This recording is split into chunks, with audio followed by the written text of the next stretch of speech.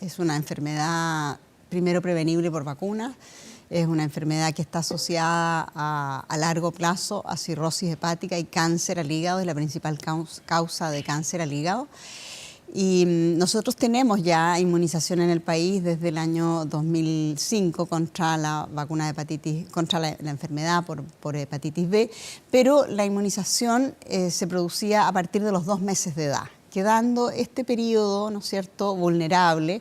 ¿Y por qué se tomó en Chile esta decisión ahora?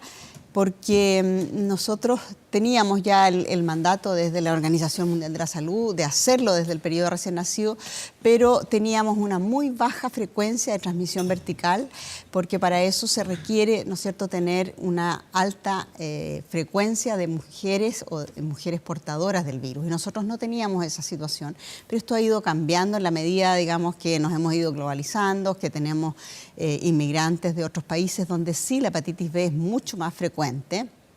Y por lo tanto hemos empezado a ver casos que aparecen en el, digamos, que se infectan en el periodo posparto inmediato, ¿ya? De manera muy eficiente, y por lo demás es bastante grave porque en el fondo la infección en el niño tiende mucho más a transformarse en una enfermedad crónica que en el adulto.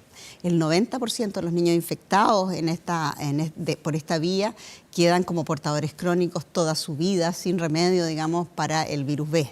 O sea, una guaguita, un niño que se contagia con la hepatitis B, ¿desarrolla el cuadro de hepatitis B? No necesariamente, se mantiene el virus latente. En un estado latente, ¿no es cierto?, pero no eliminable del organismo del bebé, y 20, 30 años más tarde puede desarrollar cirrosis o cáncer al hígado. Sin dar ningún tipo de alerta. Sin dar ningún tipo de alerta, exactamente. O sea, a la hora de que se diagnostica una cirrosis o que desgraciadamente hay un diagnóstico de cáncer, exacto, es probable que se constate que estaba contaminado con la hepatitis B. Exactamente, así es, tal cual. ¿Sabe qué?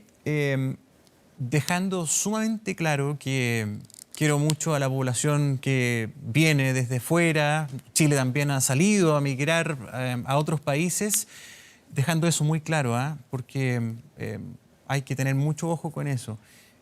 El desafío del aumento de inmigrantes en el último tiempo, los últimos años, ha planteado también un desafío cierto en el tema de nuestra preocupación de inmunización, porque claramente todos los países no tienen las mismas políticas. Sin duda así es, y desde luego que es un desafío al cual tenemos que responder. Es parte de la vida moderna, ¿no es cierto?, la globalización, pero por ejemplo la gran mayoría de los casos que habíamos tenido en Chile de ingreso de casos de sarampión habían sido precisamente chilenos o extranjeros de otros países, de Europa, por ejemplo. Si usted me pregunta por sarampión, ¿dónde más ha desarrollado el turismo? Claro, el turismo, exactamente. Chilenos que o han perdido la protección por las vacunas o que no se han inmunizado nunca, viajan a Europa, se contagian, ¿no es cierto? También inmigrantes de Europa. Los primeros casos de sarampión hace algunos años eran niños franceses. Usted sabe que Francia es uno de los países que tiene más detractores de la vacunación. De modo que este es un tema mundial, ¿no es cierto? Así que probablemente están todos los países en la misma situación que estamos nosotros, preocupados por el tema de la no cobertura, de gente que decide no vacunarse, y en países desarrollados esto es un tema muy, muy importante. Bueno, ya estamos viendo lo que ocurre por diferentes casos, a veces ligados a la cultura, a veces ligados a la religión, a los credos, lo que está pasando en Estados Unidos, ¿verdad?, con el sarampión. Pero volviendo a lo nuestro y volviendo a la hepatitis B, ¿qué ocurre cuando un equipo médico está recibiendo a un recién nacido? En ese momento se le informa a la familia que el recién nacido debe ser vacunado con la hepatitis B. ¿Eso se plantea como una opción de todas maneras? ¿Solamente como una alternativa? ¿Los padres se pueden oponer? Lo pregunto porque pese a todos los riesgos que estamos hablando, a lo mejor hay familias que no están informadas y en ese instante dicen, no, déjame hablar con el pediatra, no sé. Claro. Bueno, la verdad es que es una medida que debe aplicarse precozmente para que sea efectiva, eso es lo primero. Usted debiera vacunar al recién nacido en las primeras 24 horas. De modo que los padres tienen que, digamos, estar preparados. Lo ideal sería que los padres se informaran en el periodo del control prenatal, de modo que no tuvieran que no tomar se una encuentren con decisión una en ese sorpresa. momento. Exactamente. Ahora, la vacuna de hepatitis B es una vacuna tal vez de las más seguras del mundo en términos de reacciones, de molestias. Es una vacuna fabricada por ingeniería genética, de modo que es muy, muy segura. Y los padres debieran estar tranquilos porque independiente de que la vayan a recibir en el periodo recién nacido, que es una cosa importante porque, como le digo, no tenemos cómo saber si esa madre, aunque sea chilena, ha adquirido el virus B, porque hay una proporción de nuestra población que sí la tiene y en estado, como yo le digo, de portación, silente. Pero, perdón, esa madre en el control prenatal, en el embarazo, no se detecta. Se realiza este control. Debería realizarse, ¿no? Debiera realizarse. Debiera haber un tamizaje y eso se planifica en Chile para el año 2021 a todas las mujeres embarazadas, porque es una medida tan simple de protección, ¿no es cierto?, del bebé, que hace todo sentido, así como hacemos control de infección por virus de inmunodeficiencia, debiéramos también controlar... ¿Y por qué no se hace? Porque ha sido un poco más difícil implementarlo, pero ¿Es muy está caro el examen? No, no es muy caro, no es muy caro. Es bastante barato, es bastante accesible, así que, como le digo, está considerado dentro del plan ministerial de control de esta enfermedad. Siempre se hace énfasis cuando hablamos de las vacunas en general, de que son seguras, de que hay muchos estudios que así lo avalan. ¿Qué vacunas no son seguras? ¿Qué vacunas merecen duda? ¿Qué dudas tienen lugar o espacio a ser en algo escuchadas? Porque esto es un movimiento que, claro, genera una preocupación, genera un impacto negativo para la comunidad en general, pero también hay grupos que son bastante persistentes en su queja y en su crítica. Sí, así es.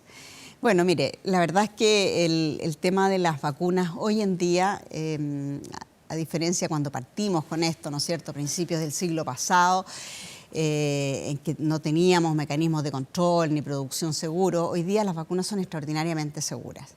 Sin embargo, hay casos, ¿no es cierto?, de personas que reaccionan de manera impredecible a una vacuna determinada y estas reacciones son bien infrecuentes. Yo le diría que si uno pudiera dar una cifra global para la mayoría de las vacunas, es alrededor de 1 en 1.000.000 de dosis, ¿ya?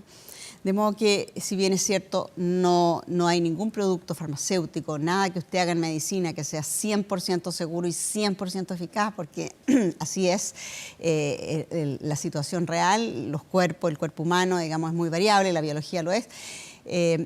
En este momento yo le puedo afirmar que la gran mayoría de las vacunas que usamos nosotros no tienen una frecuencia tal vez mayor de reacciones que 1 en 1.000.000. Tal vez la vacuna que es un poquito más reactogénica, hoy día podríamos decir un caso en 300.000, 400.000 dosis, es la vacuna de fiebre amarilla, ¿ya?, que produce una reacción que puede ser importante, puede ser grave en esa frecuencia. Sin embargo, por otro lado, usted ve que fiebre amarilla es una enfermedad que mata. Hemos tenido 2 chilenos muertos, tiene una mortalidad de 40 o 50% la enfermedad. ¿Se fija? Entonces, muchas veces uno tiene que balancear el riesgo y el beneficio. Ahora, estos grupos extremos que usted me comenta son grupos que tienen consideraciones que no son desde lo técnico, desde lo científico, sino que son más bien religiosas, filosóficas, morales, en fin, y aferradas a creencias muy desviadas de lo que dice la ciencia médica hoy día. Desafortunadamente, ellos son grupos que es difícil hacerlos cambiar de opinión, pero son afortunadamente también grupos pequeños, que sin embargo pueden producir grandes problemas epidemiológicos, como vemos en Nueva York. Una zona, por exacto, ejemplo, barrios completos, exacto, escuelas. Y con ello enfermar también a personas más débiles, porque un sarampión puede ser delicado en una persona común y corriente, pero imagínense en una persona con cáncer, un niño con leucemia, puede ser letal. En un adulto mayor... es lo mismo que pasa con la influenza. Es lo mismo que a veces la vemos como una gripe fuerte, exacto, pero la influenza puede ser muy compleja para la población, sobre todo de riesgo. La población susceptible, sin duda. Todos los años la influenza se lleva a varios de nuestros abuelos, nuestros padres. Mata, eso es así. O sea, para tomársela en serio. Y si no te mata, te deja un ratito en la UCI. Exactamente, tal cual. Puede ser muy complicado. Así es. Pregunta con respecto a la influenza, porque estamos en medio del proceso de campaña. Las vacunas en general, uno acostumbra a sentir que uno le ponen las vacunas y tiene un grado de protección bastante prolongado para varias enfermedades. ¿Por qué nos tenemos que vacunar todos los años contra la influenza? ¿Por qué no es más largo plazo? ¿Por qué no es permanente? Es muy interesante su pregunta, porque si pudiéramos hacerlo sería maravilloso. Estamos trabajando por eso. Pero lo que pasa es que el virus de la influenza, a diferencia de otros virus que son estables en su estructura, ¿no es cierto?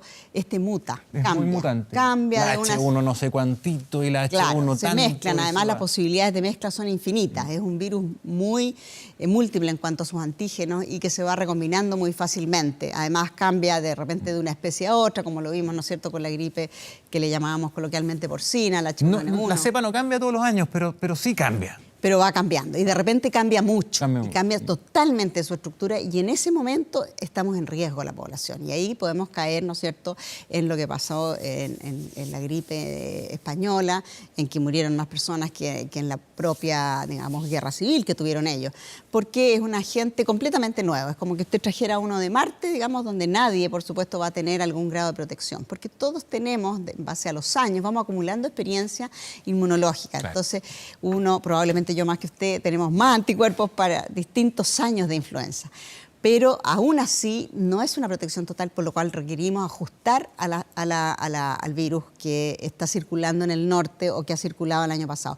Pero eso hace que también sea una apuesta y por eso que la gente no tiene tanta confianza en la vacuna porque de repente nos equivocamos y el virus muta y resulta que la vacuna que nos pusimos ya no resultó eficiente para esa cepa específica.